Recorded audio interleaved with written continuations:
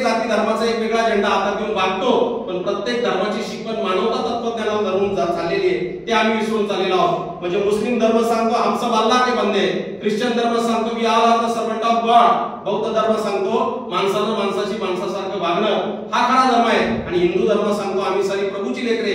या सगळ्याच्या पुढे जाऊन संत तुकाराम महाराज म्हणतात विष्णुमय जग वैष्णवांचा धर्म, भेदा भेद ब्रह्म अमंगळ. संत ज्ञानेश्वर महाराज म्हणतात हे विश्वाची माझे घर. राष्ट्रसंत तुकडोजी महाराज म्हणतात ना धर्म बडा है ना जात बडी है, बडा तो इंसानियत का धर्म है. तो ही इंसानियत कळायला पाहिजे.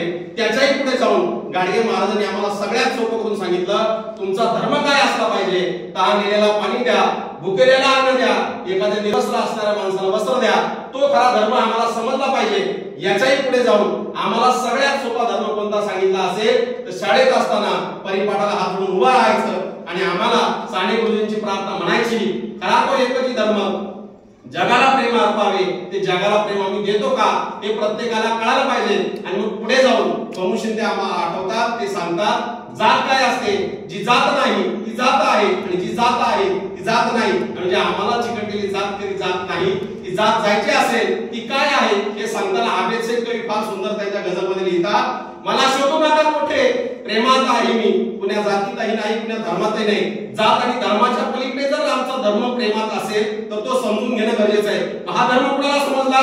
नादो महानोरकरांनी सांगितलं. संतोष नारायणकरांनी नादो महानोरकर फार सुंदर लिहितात रस्त्याच्या कडेला कितपत पडलेल्या माणसाला जवळ केलं आणि स्वतःचं नगरसेवक पद बाजूला ठेवून त्या कुष्ठरोग्याची सेवा करणाऱ्या बाबा आमटेंना खरा धर्म कळला असेल की ज्या महिलेने आपली मुलाची नाळ गोठ्यामध्ये तोडली आणि असंख्य मुलांना आपला मुलगा समजून घेतलं, त्या सिंधुताई सपकाळांना खरा धर्म कळला असेल की ज्या अपराधात रामतीर्थकर म्हणतात लोकांनी टाकलेली मुलं आणि मुलांनी टाकलेले आई वडील सांभाळण्याचं मी काम करते, त्या अपराधात रामतीर्थकरांना खरा धर्माचा अर्थ कळला असेल की स्वतः अपंग असून सुद्धा कोल्हापूर सारख्या ठिकाणी असंख्य अपंगांना सांभाळण्याचं काम ज्या करतायत त्या नसीमा हुजूरकरांना खरा धर्माचा अर्थ कळला असेल की ज्या नगरमध्ये स्वतः प्राध्यापक असून सुद्धा असंख्य अनाथ मुलं सांभाळण्याचं काम करणाऱ्या गिरीश कुलकर्णींना खरा धर्माचा अर्थ कळला असेल किंवा 1998 साली एचआयव्ही एड्सचा पेशंट दिसला तर गावाबाहेर सोडण्याची प्रथा सुरू झाली होती. अशा काळात खांडगाव सारख्या ठिकाणी 22 एचआयव्ही बाधित मुलांना सांभाळणाऱ्या संतोष पवारांना खरा धर्माचा अर्थ कळला असेल. या सगळ्या धर्माच्या वेगवेगळ्या संकल्पना आहेत, पण या सगळ्या धर्माच्या संकल्पना समजून घेताना नावांनी फार सुंदर सांगितलं धर्म समजून घ्यायचा असेल तर काय समजून घ्या.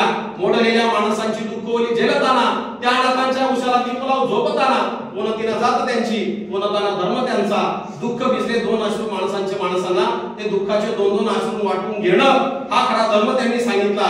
पण या सगळ्यामध्ये धर्म समजून घेताना आम्ही धर्म वाचला नाही ही परिस्थिती मान्य करावी लागेल. मला युसूफ जाईल त्या अफगाणिस्तानच्या वाटेवरून जात असताना वडील गाडी चालवत आहेत, मला युसूफ जाई शेजारी बसल्यात आणि गाडी जात असताना तालिबान्यांनी गाडी अडवली आणि तुम्ही मुस्लिम आहात का असं विचारल्यावर त्यांनी सांगितलं हा आम्ही मुस्लिम आहोत. असं म्हटल्यानंतर तालिबानी म्हणतायत तुम्ही जर मुसलमान असाल तर तुम्ही कुराण मधल्या 2 ओळी म्हणून दाखवा. त्यावेळेला मला युसूफ जाईचे वडील इंग्रजीमध्ये कुराण समजून सांगतायत. गाडी पुढे गेल्यानंतर मलाच्या लक्षात आलं की ह्या कुराण मधल्या ओळी नसून बायबल मधल्या ओळी होत्या. वडिलांना प्रश्न विचारला, त्यांनी तर तुम्हाला कुराण मधल्या ओळी म्हणून दाखवल्या, तुम्ही तर बायबल मधल्या ओळी म्हणून दाखवल्या, तरी त्यांनी तुम्हाला सोडलं असं का झालं? मला युसूफ जायच्या वडिलांनी मला उत्तर फार सुंदर दिलं होतं. त्यांनी जर कुराण वाचलं असतं तर ते तालिबानी झाले नसते. आमच्या माणसाची चूक इथं झाली की प्रत्येकानं त्याचा धर्म समजून घेतला नाही. आणि म्हणून दंगलकार नितीन चंदन शिवेची फार सुंदर कविता आहे.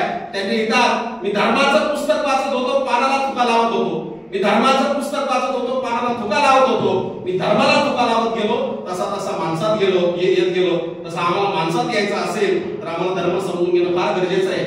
विद्रोही लेखक नामदेव ढसाळ फार सुंदर लिहितात की जाळून टाका तुमचे धर्मग्रंथ, मी माणुसकीला पुसतो आणि आयुष्य रांडे म्हणून छिना म्हणून जगतो की तुमचं जगणं तुम्हाला कळालं पाहिजे. आणि जात आणि धर्म या 2 गोष्टी ज्यावेळेला समजतात त्यावेळेला माणसातला माणूस बाहेर येतो आणि माणूस बाहेर आला की मला वाटतं सगळं काही शक्य आहे. आता आम्ही काय केलं प्रत्येक रंग आणि एक जात हे झेंडे वाटून घेतले, पण हिरवा तुळा निळा काळा आणि मध्येच रडतोय आमचा तिरंगा हे आम्हाला मान्य करावं लागेल. आणि म्हणून कुसुमाग्रजांची एक कविता अर्ध्या रात्री चंद्र उगवला, त्यावेळेला अर्ध्या रात्री कधी नव्हत ते 4 पुतळे एकत्र आले.